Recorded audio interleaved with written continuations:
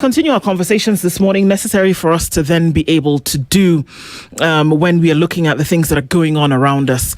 We're getting into another conversation this morning, and just in case you just tuned in, our live streams are up on YouTube, Facebook, and on X, and our audience on KTN this morning, and everybody who tunes around terrestrial radio around the region, getting into the country, the region, and the world. Thank you for being here this morning. As we get into conversations swirling around what will happen moving into the future as concerns running mates and regions, Kasmuel McOure is here with us this morning. He's an ODM youth leader and joins us in the hot seat of the Situation Room. Kasmuel, good morning. Good morning, Du. How are you? Thank you. Good. Yeah? Yes, happy to be here this morning. Karibu Sana, thank you for being here. I appreciate it. A lot to look through, so, let's talk. Yes, okay? Certainly, yeah. Before we do that, Dennis is going to share today's proverb and where it's from. We'd love your interpretation. We are in Malawi today. Malawi, with the Lake Malawi in there, and that lake covers 20% of the total landmass in the country. Now, the beautiful thing about it is, as a lake, you'd think about Lake Victoria and how it looks. You only think about fishing, but they've changed the game. They enjoy white sandy beaches because they've taken care of their lakes. And in that lake as well, some of the most amazing sunsets you can have in this continent, only in Malawi. Wow. But let's go to the proverb. The mosquito told the elephant, "Your size is impressive, but your skin is still my dinner table." I think that's really interesting, and I'm saying this because I'm looking at it in a biased view, and this is in politically because of I'm a political animal right now. Yeah. Please allow me to take a jab. Okay. But it could translate into what leaders say, that, you have a big movement, you have a massive mammoth of people, and you enjoy popularity, but the structures that are required to shield you from whatever the system brings or organization is still owned by the elite few. So as massive as the elephant might be, the mosquito just, it's that thing it uses to sting you, and the skin cells of the elephant, regardless of its size, the elephant still has a thin skin. So you could be massive, but you'll still suffer from such a small creature. The political cliche is the and this, I know I'm reaching, but an organized minority will always beat a disorganized majority. I'm reaching, but interpretation is always right. I said I'm biased. Yeah. If that's the way to get into it, okay, fine. Let's go. All right. So the as someone who previously and maybe still has often talked about the fact that ODM is a force to be reckoned with and remains a force to be reckoned with the conversations that are being had now, it's clear that ODM has made its stance that they must be on the table when it comes to power. And in the position of the deputy president or the running mate to William Ruto, for which ODM has already said, by virtue of it being in the broad-based arrangement, that William Ruto will come back for a second term. And that should this continue, the running mate must be an ODM member. Is that still the position? I think because I've heard party officials speak about it, it probably is not emanating from street talk. So probably that's what the party anticipates, that we in an election, in a pre-election pact, that our expectation would be we produce a deputy presidential candidate.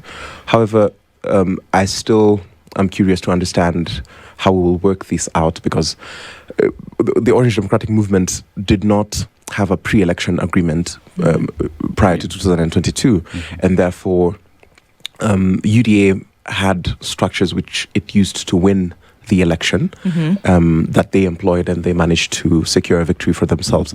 However, after 2024, after the formation of the broad-based government, which was occasioned by the youth of the country, now in this, we're seeking to form a pre-election coalition.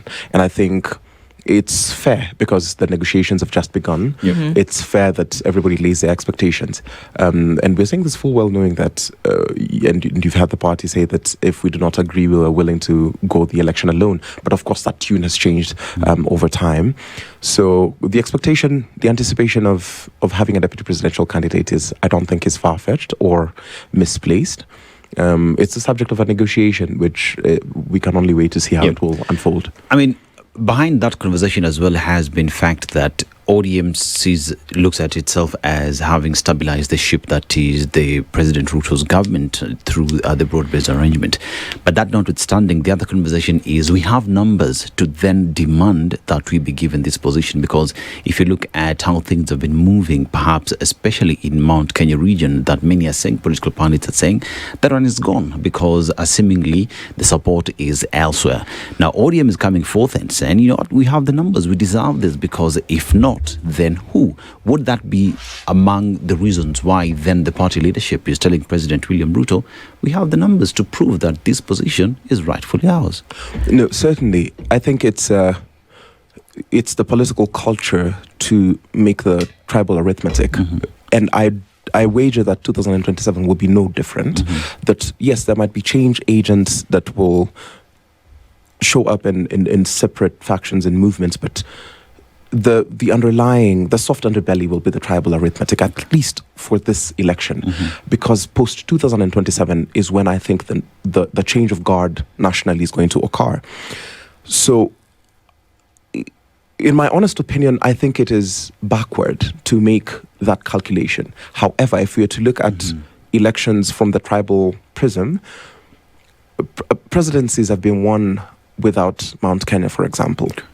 Moi won his 92 election without, and 97 generally, without the support of Mount Kenya. Raila Odinga won 2007. It was a highly contested election, but without this enjoying the support of Mount Kenya. So the people who are analyzing elections from the tribal prism are waging into the president, saying that it is possible for you to still win your seat without a certain support from certain regions. But there's something I have to hand to the president, is that he has persisted to be the president of. He presents himself as a president of everybody. So he has not ceased to, for example, as previous presidents have done, where if I have a disagreement with a certain region, for example, Jomo Kenyatta, after his spat in Kisumu, after the launch of Jaramogi Oginga Odinga Hospital, which was known as Russia then, there was an incident, those political differences between him and Jaramogi at the time, which led to the shooting of a couple of people. He never went back to that region. And you saw, for example, Uhuru, prior to the handshake, he never stepped to that region. But President Ruto has presented himself even under very heavy criticism, even under public criticism and social unacceptability of sorts. He still has tried to court all regions. So while some of his advisors are telling him, go at it without Mount Kenya, he persists. He goes for a campaign there. He still says that I am with you, which I think is good. I think that's the one thing I'm really anticipating, that he should not cower or bow to a tribal negotiation. So anybody who fronts himself as a person who promises the votes just in terms of a tribal bloc, I think the president should just treat disdainfully. So, because this is the problem that Kenya continues to face, and if we go into that, if we descend into that isolation of Mount Kenya, I think we are going into a deep, dark place. So while I might have my own reservations, for example, with Kikuyu hegemony, I don't think that any person who's fit for the presidency should try to isolate a region. If there are candidates who think that they want to go at it alone, if there are leaders who think that, we have enough votes, I think it's a democratic country, but I like the approach that the president has taken, where he's on a charm offensive. He's out to court all the regions of the country. Is it because of the numbers, or is it because he does feel that he would be a unifier as a president? I think it's both. It's rarely that transparent in politics. It's not a game of sainthood. If public good comes as collateral, public good often in the political sphere happens as collateral of certain actions. So it could be out of self-preservation politically, but the collective good is that we then get to avoid the morass that was 2007, for example. But even if you think about it mathematically, the reason why it's being peddled is because it's a possibility. If you consolidate, for example, what was Raila Odinga's base, and you lose half of what you had, for example, in the previous election, you're still able to sail home and dry. And the people who are in the leadership, the echelons of leadership in ODM, are saying that we still control a significant portion of what, and the machinery, the mobilization and organizational machinery that Raila used in the previous election. And they're more than happy to deliver that to the president. Even that's being said, it's clear that there are certain regions that, not for anything else, hold sway just by the nature of the fact that they are populous, right? With what we've seen just this past weekend with the Mulembe Nation. It's forever been a Mount Kenya story because it's extremely populous. Does UDA, together with ODM, still hold the charm of the mountain, especially with what we've seen over the last couple of weeks? In all honesty, ODM particularly has nothing to lose in the mountain, because we have not enjoyed great support from the mountain previously. Even with the broad-based agreement? I mean, that's why I'm saying ODM, particularly as a faction, and this is some of the realities we'll have to confront as a nation, that typically the vote has consistently been against Raila Odinga in the mountain. And that's why, for example, you will hear ODM, certain leaders within the ODM faction say that, no, we can go at it alone, because consistently we have tried to court the mountain. Our departed leaders severally tried to climb the mountain with little success. But the UDA faction greatly enjoyed such tremendous support from the mountain in 2022. So while some of it might have been lost, because it's not lost entirely, ODM now comes with its base and says that we have not lost anything, and therefore most of our bases are intact. On Mulembe Nation and what happened over the weekend, I think, I mean, if you mobilize a crowd, you're going to get a crowd. But ODM, again, we have very little parliamentary presence in Bungoma, in Trans Nzoia, even in Kandui. Are you saying if you had members of parliament from those areas, then you would have more support? No. We would be worried. I would be worried if ODM, for example, had a member of parliament where our former Secretary General came from, even an MCA or Trans Nzoia, that general area. But the truth is we have no seats there. So you cannot say that ODM has lost support in a place where it did not have support in the first place. So that's why I'm unfazed. And if anything is to go by, the next day Didmus shows up and just gets a similar populous crowd, and he's running the show one man.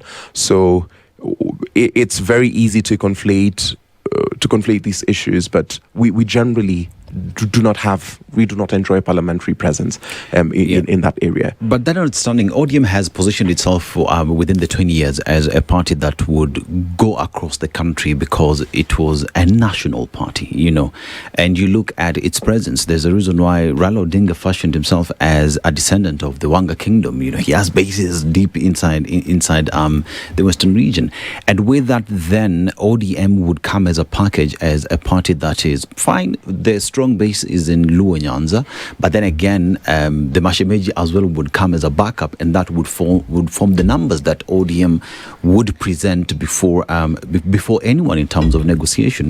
add that together with Coast Region. But now, as we speak, then with the moves that we're seeing, one would say perhaps the Mulembe Nation, including the bases, talk about Kakamega, Vihiga, that ODM has enjoyed over time, would be slipping away.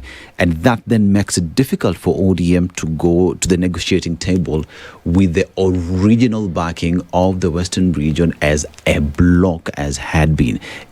Is that a worry for ODM in terms of when they're asked, but what numbers do you come with for us to give you this position? And should the party then start thinking on how to get back perhaps the region?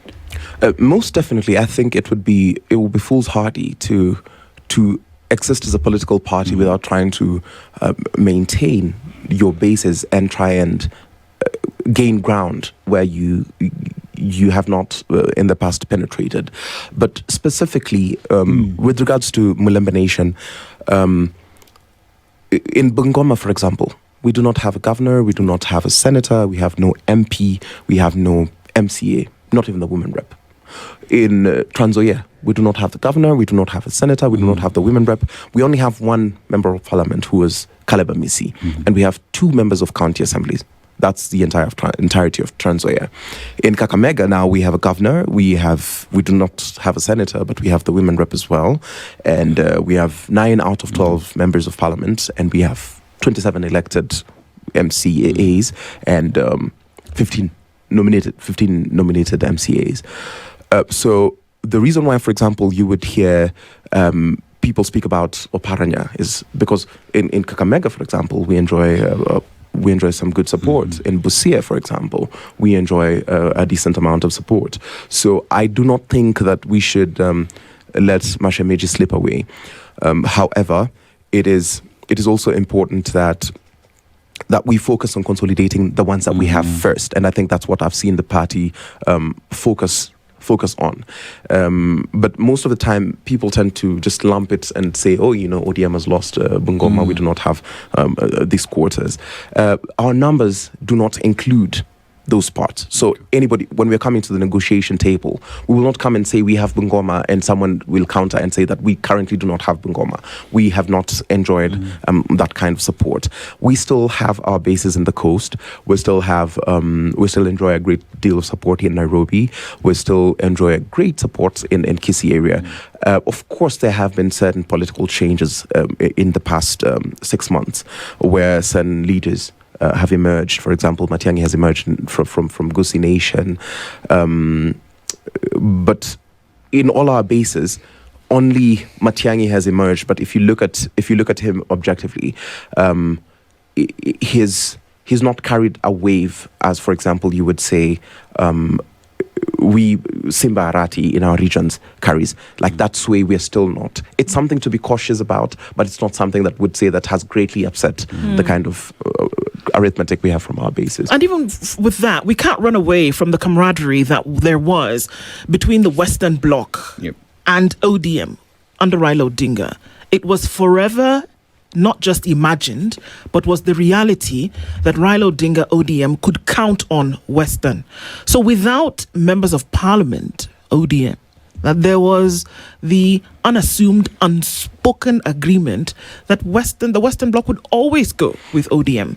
So can we now say that because it seems as though that support is swaying in a different direction, you can then now say, well, we don't have members of parliament, we don't have elected officials there, so it really doesn't matter. But Raila Odinga forever, under ODM, knew that support from the Western Bloc was something that he could count on. Right. I think that is it's a good question. However, we have not lost anything, and I'm not trying to say that we have lost support from Mulembe Nation. Specifically, the reason I keep on going back to these regions, for example, in 2022, the total population from the census, if you combine Bungoma and Trans Nzoia counties, the clusters in Bungoma and Trans Nzoia, the total population per the census in 2019 was 2.6 million. The number of registered voters was 1.045. William Ruto beat us in Bungoma and Trans Nzoia, getting 372,487 votes, while Raila got 277,000. So therefore, it is not a base that, for example, you would say that we got 100% of, and now suddenly we no longer enjoy that. Trans Nzoia and Bungoma regions actually favored the President Ruto over us. Yes. And therefore, one, that means that he enjoys support there, and we still have our bases that we had there. It could be the minority, but we still sort of enjoy that. However, be it as it may, if we have the wild assumption that we've lost that entire base, it does not translate into the fact that, for example, William Ruto has lost that entire base. So it's an area that, for example, as ODM, that's why I keep on saying that we didn't have the majority there. I'd be very concerned, for example, if we saw the wave had shifted in Kakamega, if we saw the wave had shifted in Busia. However, this is work that we're consistently doing. Even over the weekend, ODM was in Malava. We had a big rally there. So it's something that we just have to keep up with the dynamic nature of politics and keep ensuring that we gain ground where we've lost, and consolidate the bases that we currently there enjoy. ought to be concern then with regard to what it is we see, especially with the Linda Bonanchi movement that we see at the moment, and having a son from the region, from the soil, right, now being pushed to run for the highest office, then one would say that tends to rejig a people, whether it is from the basis that ODM has enjoyed before. You can't dismiss the fact that the son of the soil is being pushed by the region as a possible frontrunner in a presidential race. And with that in mind, then, where ODM sits, just how better a strategy is there to ensure that it does not slip away? Because we'd say, fine, based off 2022, we enjoyed these bases, but it's 2026 and a lot has changed during that period, including a son of the soil who many then would say we resonate with him more because he is our son.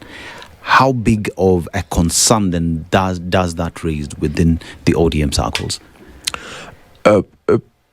I would think that the emergence of leaders is something that is actually very good. And I do not think that it should concern anybody that you've done such a stellar job that you're able to raise leaders who can come to the national fore. But in Sifuna's case, for example, he finds himself in the place where, in a path which I have the privilege of saying that even I have trodden. And we can't bank on the fact that, for example, you're able to draw crowds, because while politics might be about your visibility, now it's calculation. Elections are won by hard facts. You say that, for example, that a son of the soil has emerged and Sifuna has gone there, but we didn't see the MPs. We didn't see the members of parliament, because typically the elected members of parliament are the ones who they're the voice of the people. So if an MP takes this particular direction, typically it shows that this is what the people want. So if it gets to the point where you cannot even rally and marshal leaders from your region, where you have to, get people from the outside, and people make the argument that, because he left with the entirety of ODM. The members of parliament that have joined him from ODM are countable. I could count them. They're less than 10. You have Mheshimiwa Babu, Mheshimiwa Kibagendi, Mheshimiwa Onyonka. Who else? Quite literally, you would expect, even Satan, he fell with a third of the angels. And I'm sorry to use this analogy. Wow. For him to be the thing that he is, for him to be the force that we reckon with, he had to fall with a third of the angels in heaven. And the accusations that, the accusations that are leveled against the party, very consistent with the accusations that were leveled against God. But at the very least, you should be able to at least wipe a third of the angels. However, we have seen that you could pull a crowd in Kitengela. Anybody could pull a crowd in Kitengela. Anybody could pull a crowd in Thika. And anybody could pull... If you're just thinking about crowds, it's very easy. And the reason why we would be very confident in our numbers as ODM is, while people...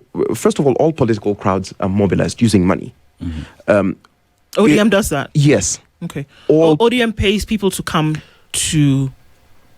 the rallies? To the rallies?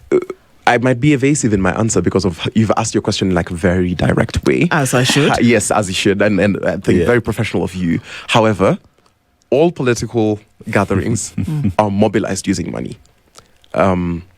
a word to the wise. All of them, there are no organic crowds in politics. And I say this, there's no leader, regardless of who they are, who has not had some sort of incentivization for his people. All political leaders, politics runs on incentive.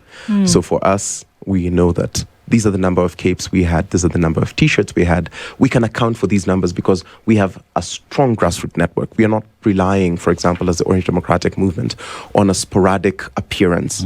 We know that if we have 100,000 people, if we have 13,000 people in a stadium, for example, we can account for them to the last man. So what does it do then for your political psyche if you know that the people who have come for a rally have only come because they have been incentivized to do so?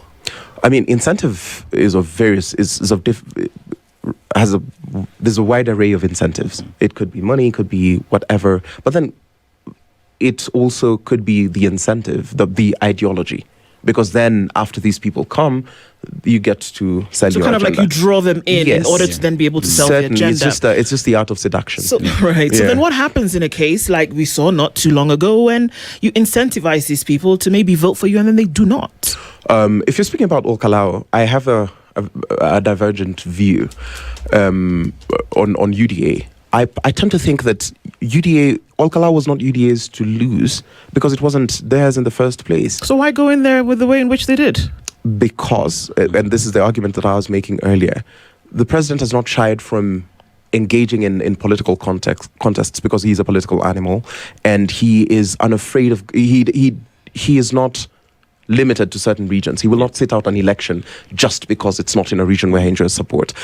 You will remember that the departed leader of Olkalao was actually a Jubilee elected member of parliament. The united opposition purported that they had agreements, for example in Bere, where they said if a party held a seat or enjoyed support, we will rally behind that particular candidate. And you saw that the Jubilee, for example, withdrew the candidature from Mbere and left it for DP. In Olkalao, they were shortchanged. You would expect that if they truly were a united opposition, they would have thrown their weight behind the Jubilee candidate so that they all have equal strengths. But UDA went in there knowing that, this was not our seat. This is not a seat we would win. Because do you know what it sounds like? It sounds to me like an athlete is training for the Olympics and they know that their strength is in the 200 meters, but they spent their time jumping over a pole vault to say, well, I have nothing to lose in the 200-meter race, but let me just go jump the pole vault. Why would you do that? But I think that one's just a bit off in the analogy, because I would say that people do not stop training for the 100 meters just because they know Usain Bolt is going to be on the track. They know that Bolt is the better athlete by all means. They know that this guy is probably going to win. He's the fastest man on earth, but I still show up for this 100-meter race. But they could be from like a different country that does not engage in sprints. And the same athlete himself in the heats would not give everything in the heats. The same athlete who would come out and win the final because he knows that it's at the end that you give the final push. But it seems as though all of these resources were we're doing the same thing here. We're coming from the place where you talk about money being pushed into rallies. We're going to ask the question that where does this money come from in the first place? Well, we'll do that in a bit. But you're putting all of these resources into something which you say I'm not really interested in. But let me put in public resources. Let me get people to go camp out there. Let me send people to go sit there and talk about how the government, who didn't pay attention to this place for the last I don't know how many years, but let's just go spend 2 weeks camping out here for something that I'm not really interested in gaining. It doesn't make sense. No, fair. And it's an indictment then on how you would spend resources to stick it to somebody else. Why would you do that? No, certainly, I think you make a fair point, but I would piggyback off of a point that you've made, that nobody would expend all their energies if they knew.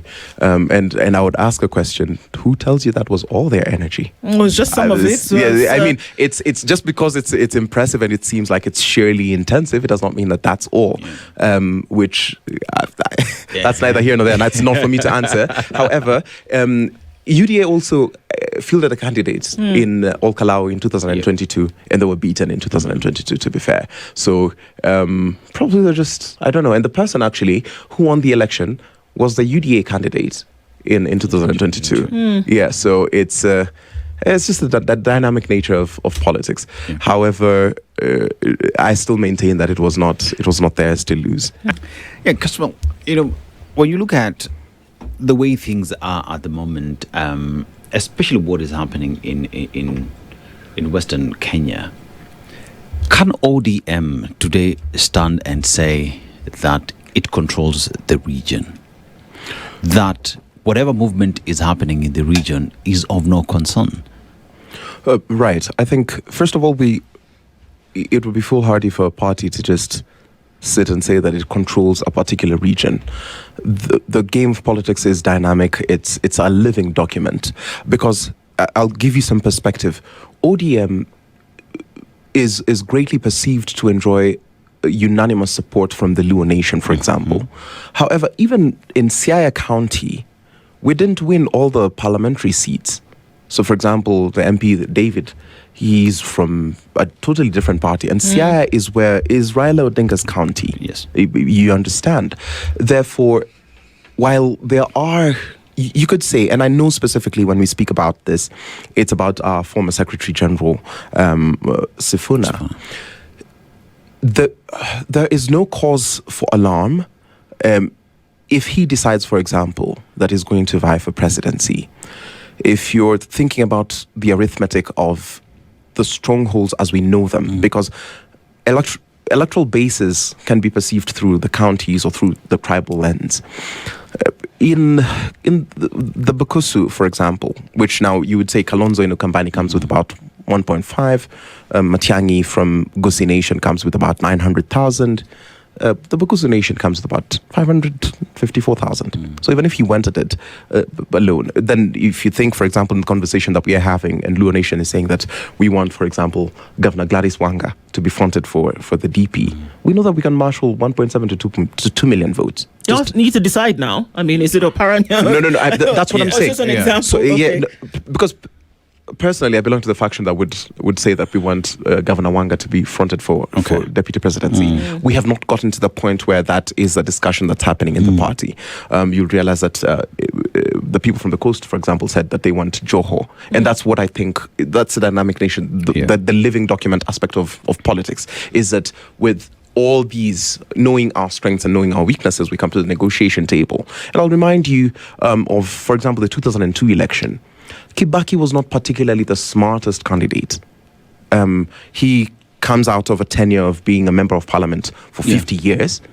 But when they went, we had Charity Ngilu from the SDP, like a very transformative thinker. If you heard Charity Ngilu's manifesto, you'd be like, this is the person we could. On the other hand, we had Kijana Wamalwa. On the other hand, but then now in the public, we know that we have all these presidential aspirants. Then we go to the closed door. And we ask, okay, fine, we have all these good agendas. What are we bringing to the table? Kijana Wamalwa was sinking in debt. Charity Ngilu said, okay, I could raise about 300 mic from my husband and the friends.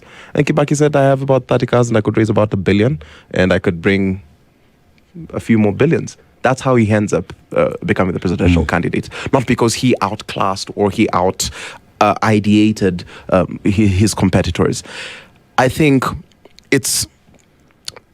Looking at Sifuna now, for example, I wouldn't be worried about his candidacy. I would say, for example, that he could be a paper tiger because, and I'm not saying this just to demean the person. He is a stellar orator and he's a great politician.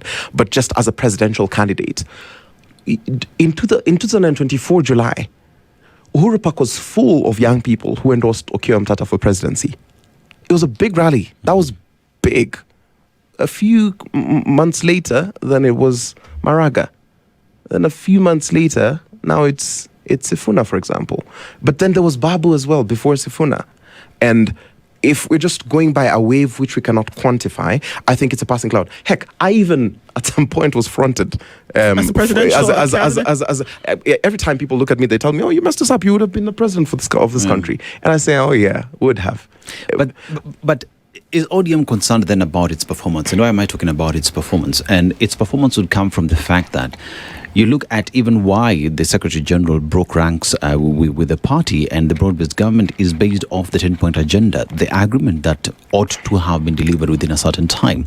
And he has always had a problem with the implementation of that report as well, and that is why he walked out. Now, as we go to 2027, does ODM carry the baggage of the UDA government? Because I'm not calling it the broad-based government.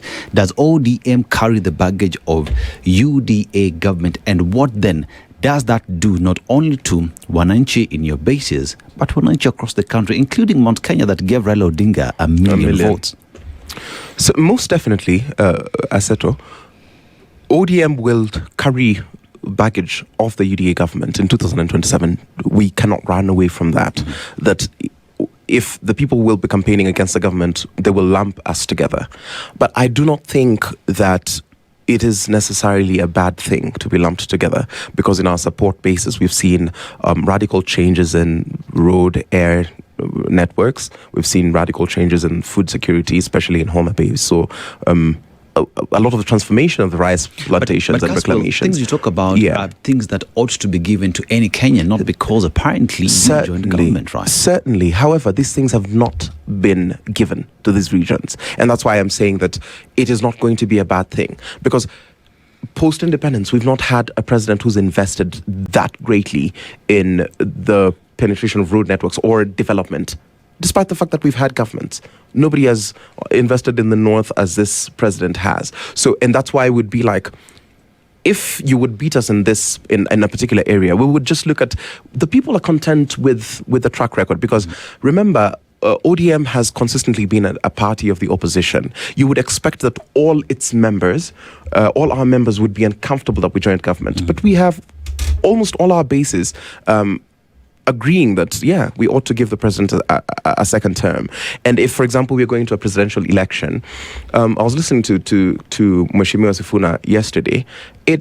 You have the popularity, but I've not seen the solid ideas of governance, for example. If you ask about an economic agenda, and he says that he will ask the experts, at the very least, we should be able to see this is what, because, for example, President Ruto, he had the bottom-up economic transformation agenda. We knew that Baba was more of a welfareist. What, for example, economic policy are we seeing?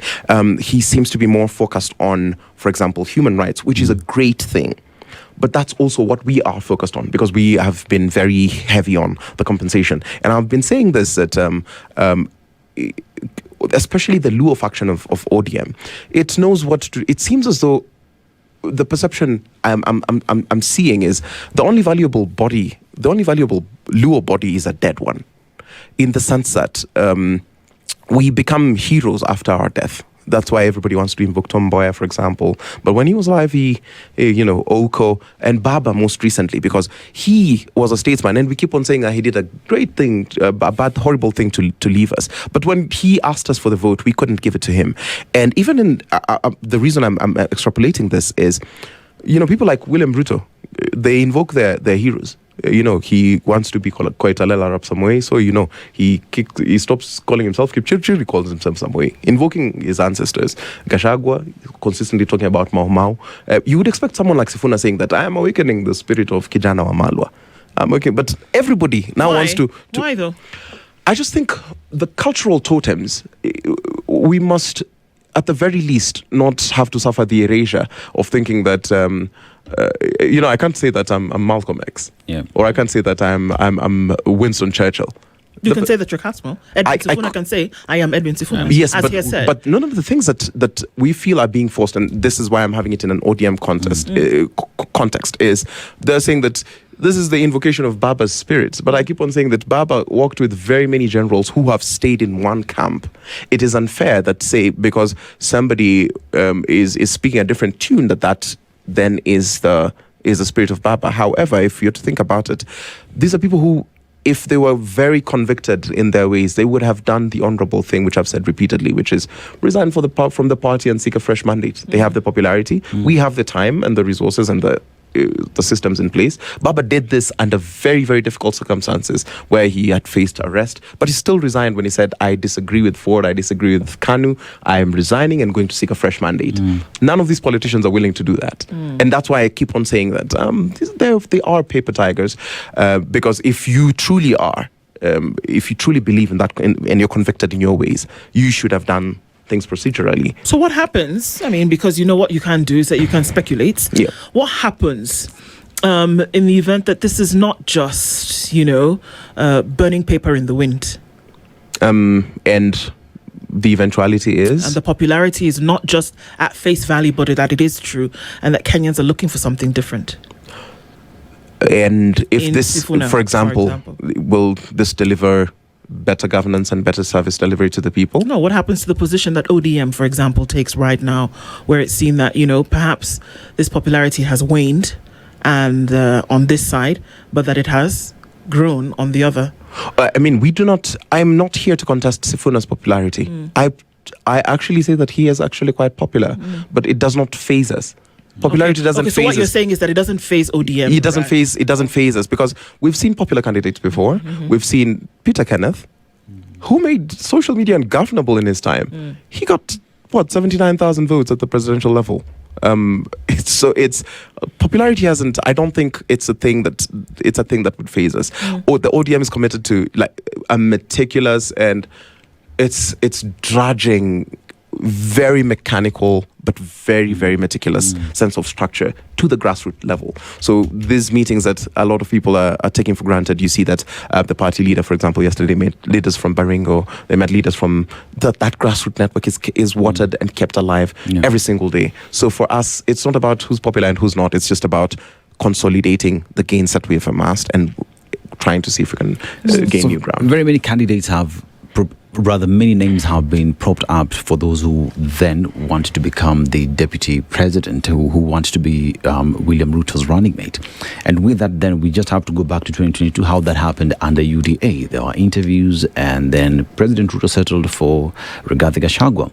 Now, with the Oparanya being mentioned, we have Ajoho being mentioned, and many other, including Governor Wanga. And there are as well Kithure Kindiki. What process then is ODM willing to be subjected to? Because then ODM is not coming in, it is coming in as a party. It is not coming in as UDA, because remember, that is a process that took place within UDA itself. In this case, how is ODM willing to go around it with others, including those within UDA? Will they also go through interviews, or they will come with a candidate? This is the person who settled down for. I mean, it's the reason why we might walk around with a bit of braggadocio is because we know we in comparison to our partners, and not to look down on anybody, in relation to our partners, we have a force majeure in terms of numbers, and the whole purpose of the upcoming negotiations is that now we will say that however, you might want to settle on this, but this would be the ramifications. When it just comes to real politics, we'll sit down and we'll say, this is what we bring. Then everybody will say, this is what I bring, this is what you bring, this is what you bring as a candidate. And then we will see the way forward. I don't think that this is something that we will disagree on. However, the reason why we have this much confidence is that we enjoy quite a bit of support, and in comparison to other parties, even within the opposition, they have not become as large as we are. They've not built the structures as we are, and that's why we're comfortable to make these demands. So we are saying, we're giving you the presidency, but we want the deputy presidency. So it may be down the road Kindiki might join ODM. We don't know. I mean, it's politics. You did mention that then ODM has recognized the possibility of having to go the thing alone. What does that mean? Is it a breakup, or is it the breakup completely, or the breakup where you still see your ex on Saturday? What are we talking about here? I don't think it's a breakup. It's just I would say it's just liberty. It's you posting something on your status. The relationship is still very stable, but every once in a while I'll post a dark joke, and my girlfriend will be like, "Hey babe, what's that about?" But if the reason I was bringing that up is, in the past, that's what we had said. But right now, I think it's fully settled that we are in a committed partnership with President Ruto, and we will work with him to the very end in 2027. And it's not because we're saving a sinking ship or whatever. There are tangible results. There are some reforms and radical improvements that we've seen come from this administration. It suffers its faults greatly. There are areas which could be done better, and I've seen improvements, especially in things to do with human rights. However, it's constant improvement. If you think about the reason why I was talking about an agenda, is if you take something like housing, we've been joking with my friends that the Linda Kuku movement is against the building of affordable housing, but the only reservation I would see people have towards affordable housing, if it's in comparison to Singapore, for example, is that in Singapore it gave ownership to a lot of people, right, and it didn't affect the take-home pay as greatly or as severely. And then, of course, in the Singaporean process, you own their houses on a 99-year lease. So those are some of the things that I would fine-tune, because I see the reservation that Kenyans have is they're saying, okay, fine, we have a new health system, but is it worth paying 10 billion for every year? Because people think it's 104 billion being paid. And I think that these are some of the things that need to be fine-tuned here. And then, because generally the concept is good, but people are asking, is it worth the money? So we have to, ease and walk with people through policy and onboard them, ensure that you reduce the resistance. If you look at, for example, the two previous finance bills, the bill of 26 and 25, there has been a deliberate effort to ease and to the point where the minister is going to the Bunge la Mwananchi and whatnot to ensure that as much as you can, you try and carry people in policy. Yeah. And I think with that, one asks the question then, with the board-based arrangement coming in place, which was then to address the concerns of the young people at the time, then comes the 10-point agenda. One asks the question from where it is you sit, having also been at the forefront during that time, have these things, the 10-point agenda, been fulfilled? And how then does that affect ODM, UDA in 2027? Because at the end of the day, that equally will matter. Certainly. I think the broad-based, the memorandum of understanding is being satisfied to a great degree, because part of what we had said was ensuring that there's the protection of Article 37 of the Constitution, which involves our right to freedom of assembly, demonstration, picketing, and ensuring that there are no police violations around that. Has this can we say that this is at 100% implementation? Certainly not. We're still in a country where we see certain irregularities within the force that I cannot run away from, but they are not as gross. We've seen the point where the president owns up and says that never again will I. We've seen processes, for example, the compensation of victims spanning from 2013. We've seen, because part of it also included tax and taxation, we've seen a very sober finance bill, come this year. We've seen, of course, things like unemployment, which was supposed to be there, and the meaningful inclusion of youth in public life. Those are things which, of course, have to come with time.